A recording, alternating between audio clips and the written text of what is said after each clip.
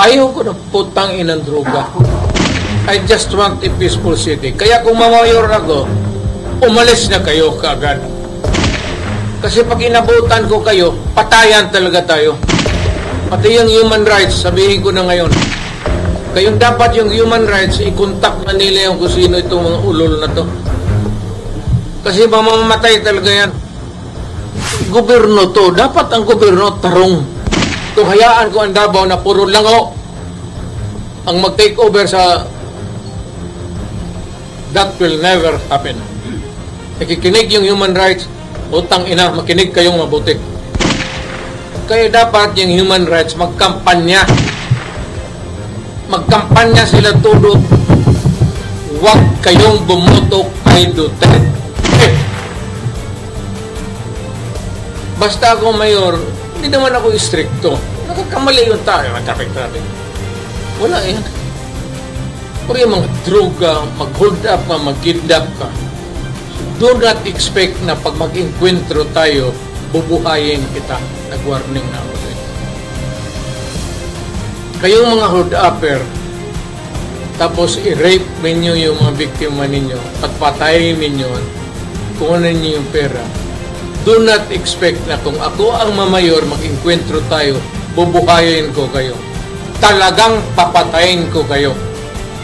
Basta itong Davao will remain peaceful, Davao will remain ideal for our children to grow. Kasi pag wala na tayo, gusto ko ang Davao, ang papalit sa atin, yung matitino na tao. Ako, pag kayang police, military, mali o tama sila, pag maghingi sila ng tulong, tutulungan ko. I am talking as a lawyer. Kasi malapit ako sa military pati police. And I still believe until now that without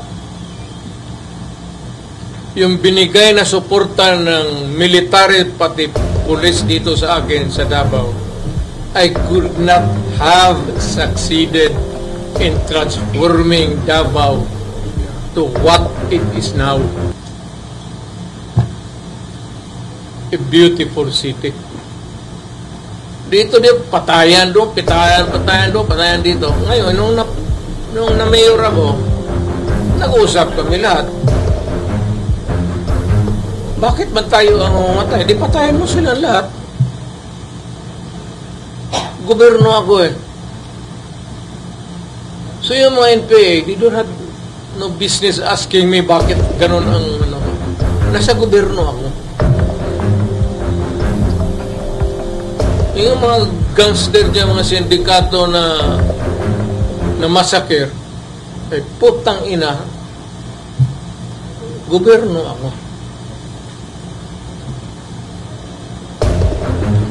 At kung tatakbo ako ng mayor, same. At this early, sabihin ko na, lumayo na kayo ngayon na.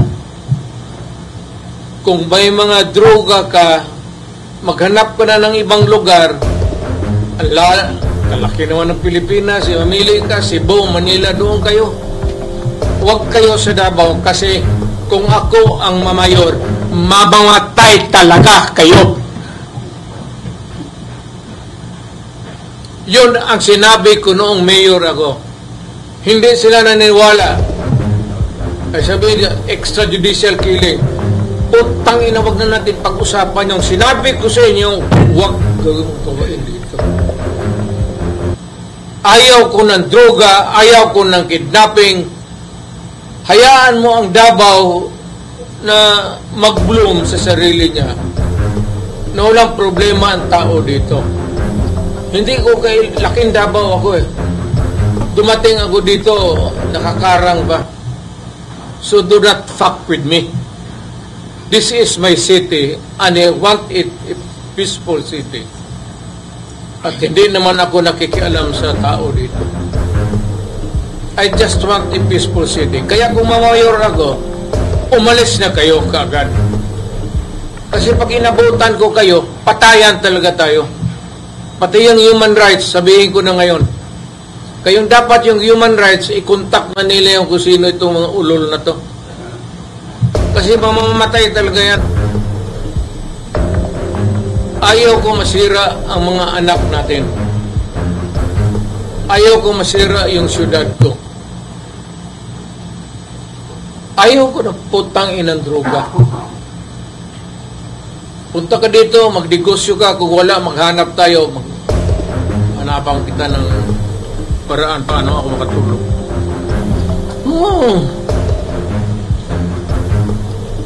Gobyerno to. Dapat ang gobyerno tarong. Kung magpasok ka dito, mag-hold up ka, magpabili ka ng droga, naghanap ka ng kamatayan, ay putang ina.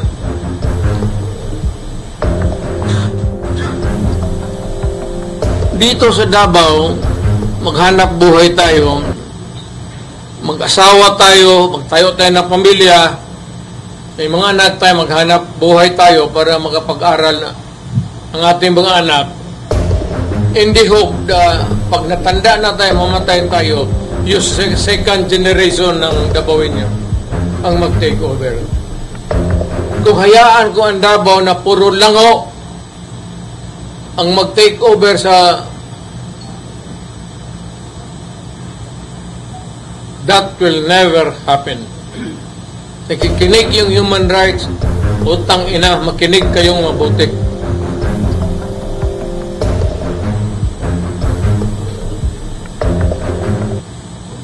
Just one word. Do not fuck it here.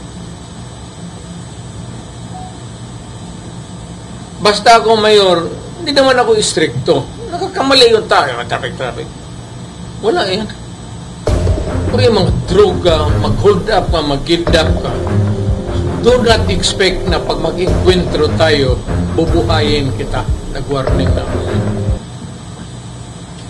Kayong mga hold upper, tapos i-rape ninyo yung mga biktima ninyo, patpatayin ninyo, kukunin ninyo yung pera, do not expect na kung ako ang mamayor, mag-enkwentro tayo, bubuhayin ko kayo. Talagang papatayin ko kayo. Dapat makinig ang human rights dyan. Kaya dapat yung human rights magkampanya. Magkampanya sila tulad. Huwag kayong bumoto kay Duterte.